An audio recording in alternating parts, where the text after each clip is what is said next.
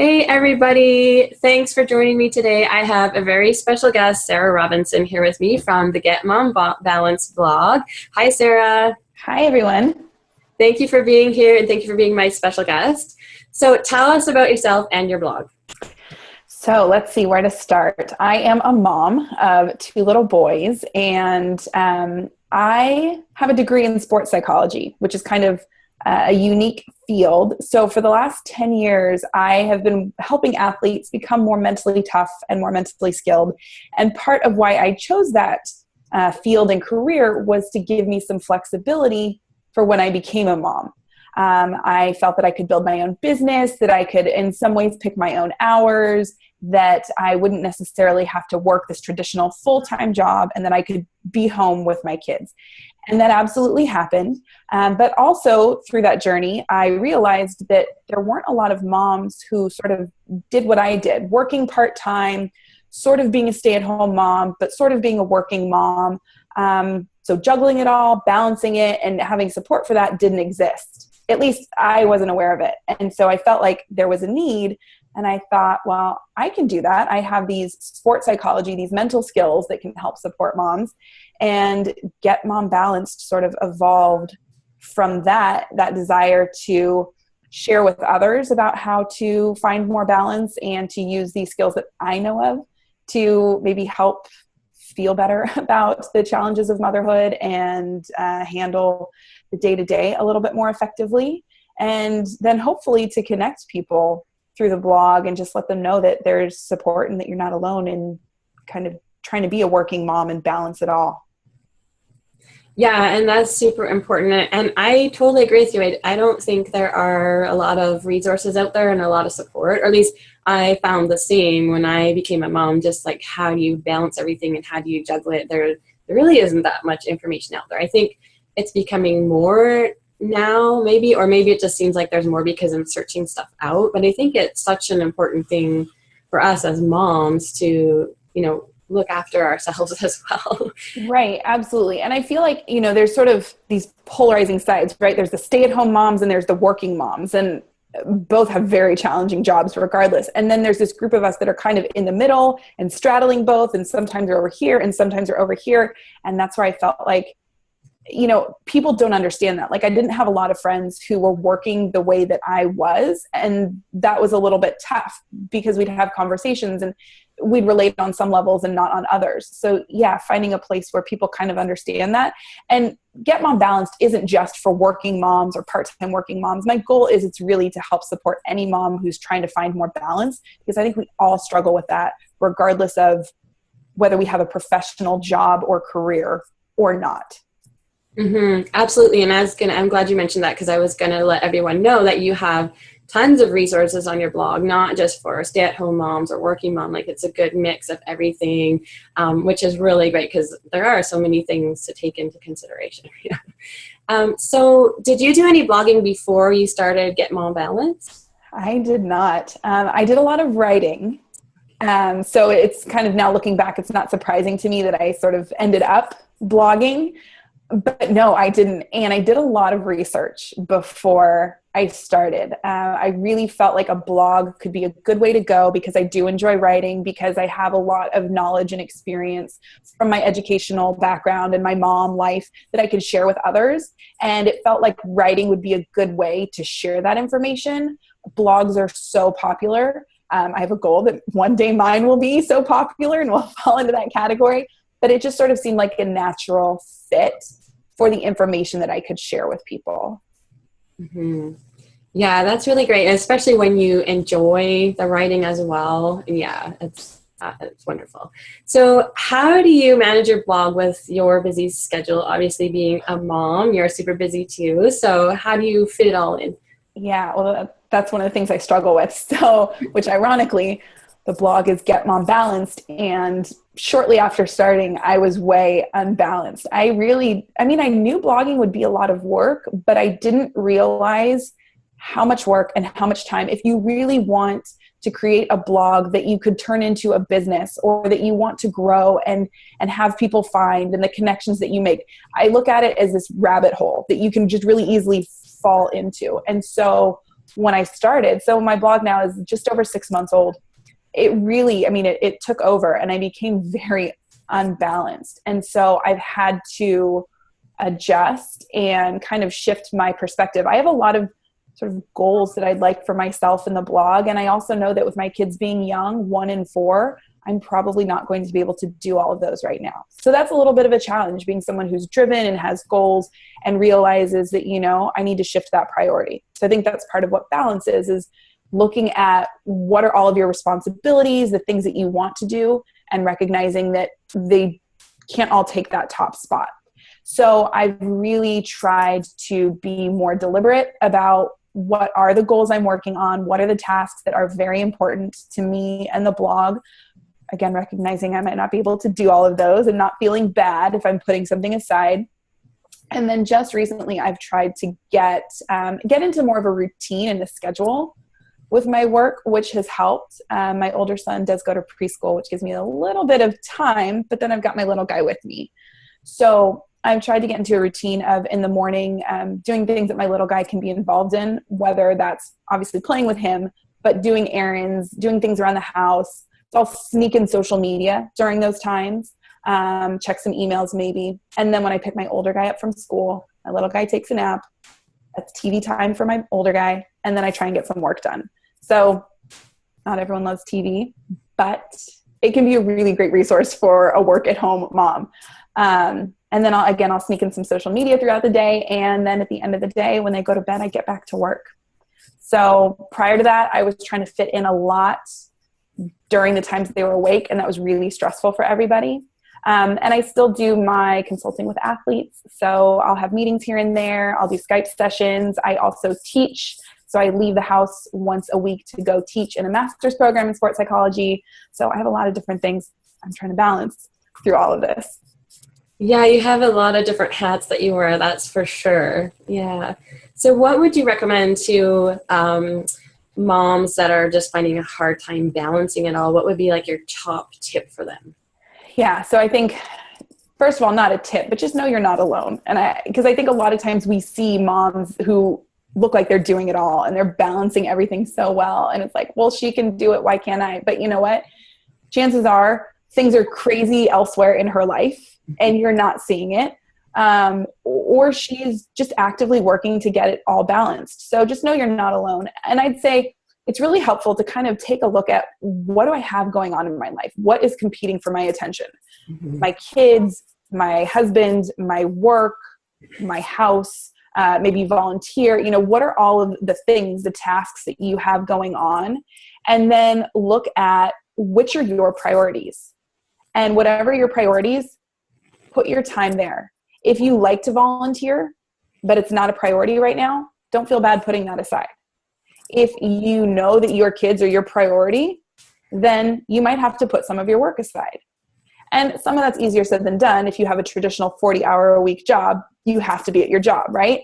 So that becomes a priority. But then when you're home with your kids, making sure that that's valuable time with them. So maybe you drop one of the lessons that you take with them because you're always running around and that's valuable time you don't have with your kids. Mm-hmm. So really just kind of trying to map it all out and focus on your priorities. And then I think it's also important to know that this isn't necessarily one top tip. I'm giving a lot of them. But I just think a lot of times we look at it as like time on a clock, right? I have so many hours in a day and here's what I can fit in. But balance is more about a feeling. It's not necessarily about the time spent. So I think you also have to do that. Just be checking in with yourself. How do I feel? Because it might look like it all fits on a clock. Like I can fit in all these lessons. I can fit in all this work. I can fit in time with my kids. The clock tells me I can. But if you're not feeling good about it, you're probably unbalanced. Yeah, that's a really good point because I think as moms, we often feel like we can do everything. We can get it all in. And not even just that we can, but we should. But if you're not feeling good about that, then really what's the point of cramming all that stuff in there? Yeah. So you have a really interesting background with your sports psychology background. So how do you see mental skills for moms factoring into balance and helping them out? Yeah, well, I think they become hugely important. So mental skills are things like, how do you stay positive? How do you stay calm? How do you keep and maintain your confidence and your motivation? And all of those are very relevant to mom life because really this is the hardest job I've ever had.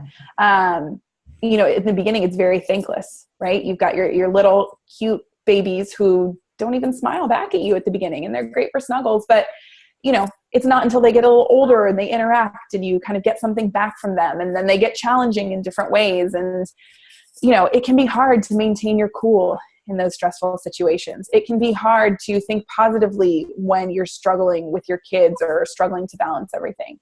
So being able to take control in that way, to calm yourself down when you need to, and that's a constant battle for me personally, to try and deal with any of those negative thoughts or that mom guilt or the pressure that you put on yourself or that you perceive other people to be putting on you. All of that, again, I think becomes really important in balance because of how you feel. And if you're feeling stressed, you're feeling pressured, you're feeling down on yourself, it's going to be very hard to create balance. So I think they kind of feed into each other. And then if you're feeling more balanced, either you might be doing a better job with your mental skills, or, if you have strong mental skills, you might have an easier time finding balance. And these mental skills are not necessarily skills we are born with or that we develop over time. These are often skills we need to learn, practice, and practice again. Yeah, that's really true too. And actually, that's something that I've started trying to get better at myself. Even just the mindset and having a positive mindset. Like, I feel like often because I have so much stuff I feel like I want to get done, I'm always thinking to myself, oh, I need to get this done, or I haven't got this done. And I'm hard on myself for not getting things done rather than just focusing on, oh, well, I got this done, so that's good. So just switching that mindset around, I think, is a huge help. Absolutely. And I think as moms, we spend a lot of time doing exactly what you just described. Like, I didn't get this done, or I have to do this, or what else do I have to do? And we end up wasting a lot of mental energy and focus on thinking about all of those things that, yes, are important, but the way that we're thinking about them and focusing on them, it's actually taking time and energy away. So if we could learn to shift our focus, again, have that positive frame of mind, but stay more present in the moment, know what we need to be tackling, we might find extra time or extra mental energy. Yeah, that's a good point too. Like, focusing on the negative like that certainly does take time away from other things you could be doing. So I'm really new to blogging, as you know, and as I see bloggers and meet bloggers, I notice that a lot of them are actually moms. So how much time in a week would you say that you spend on your blog? Yeah, that's a great question. I've tried to figure it out. I know some people are really into, monitoring their time well, and even time tracking and knowing exactly how much time. I'd say my best guess, I'm probably spending 10 to 15 hours a week, but a lot of it is spread out. I find that many tasks related to growing your blog can be done in short increments, whether that's sharing your link, joining up with other fellow bloggers to help share their information. So Pinterest is really big for me. So I can take a couple minutes here and there to do some pinning, to share other people's pins so that they're then sharing mine. So a lot of the tasks are definitely broken up over the course of the day and the week, which is hugely helpful for being a mom because, even if I order ahead with my Starbucks mobile app, I can, while I'm waiting for it, I can, add a couple pins to my board, or, I can share a link with someone.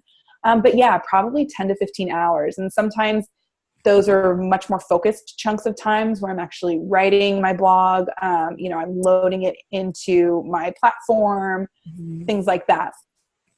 Yeah, that's a really good point about the phone, actually. It's such a handy tool now that you can do so much while you're like waiting in line for something. And, like you say, just do a couple pins, and it doesn't have to be always just such focused amount of time. Right. So what advice or tips would you have for a mom that maybe wants to get into blogging but just doesn't know where to start? Yeah, so I did a lot of research. I'm someone who likes to kind of know what I'm doing before I jump in. And then once I jumped in, I realized, wow, there's so much more for me to learn. So I do think that planning ahead, if this is something you want to do, it's such a great world. And there are so many supportive people out there. So do some reading, find some groups. If you're on Facebook, there's amazing groups that you can join with people who are willing to share information and resources. I think having a plan going in of really knowing what is your blog about, who are you trying to serve, what information are you trying to share with people, and that's part of why, again, I thought a blog would work for me, because I have this, I think, somewhat unique approach of looking at the mental skills side of being a mom and helping to share that information also along with sort of general mom life, but knowing who you are, what do you have to say? And also you need to be okay writing. You need to actually like writing, because being a blogger is writing. And I also think that, there's no shame in, if you need some support on that, like you need someone to edit your work or to give you some feedback, that's okay too. If you feel like you have something you want to say and you're passionate about it, but writing isn't your strength, maybe you hook up with someone who can edit your work before you put it out there. But yeah, doing your homework, finding some resources, and connecting with like-minded people has been very helpful for me. Mm-hmm. That's really great advice. And I think too, asking for help. I mean, that's another thing as moms. I feel like sometimes we feel like we should know it all, and it's not okay to ask for help, but it totally is. And what I've noticed about the blogging community is, so far, everyone is so friendly, and they're totally open to giving advice, and they're helpful, and so definitely ask for help and don't be afraid to do that. Yeah. Absolutely. Okay. So your blog is getmombalance.com. Yes. Is that the best place for people to go if they want to learn more about you or get in touch with you? Or is Yeah, absolutely. I'd say if you're interested in kind of resources of, for mom's mental skills, how do I stay calm? How do I build my confidence? Things of that nature. And I also talk a little bit about mental skills for kids too, like how to help your kids calm down. And I hope to do more of that. So yeah, if the information is more what you're looking for, definitely the blog. And then I'm on Facebook, I'm on Twitter, you can find me on Pinterest. So that's where you might find other resources that I find interesting and helpful. But yeah, come see me on the blog and read. And if you like it, share it with others. Awesome. And do you have links on your blog to the other social media if somebody wants to follow you there as well? Yes. Yeah, absolutely. And I think all my handles are pretty much Get Mom Balance. I'm not on Instagram. I don't understand Instagram. I mean, I understand it, but I just don't have time for it. So I'm not there.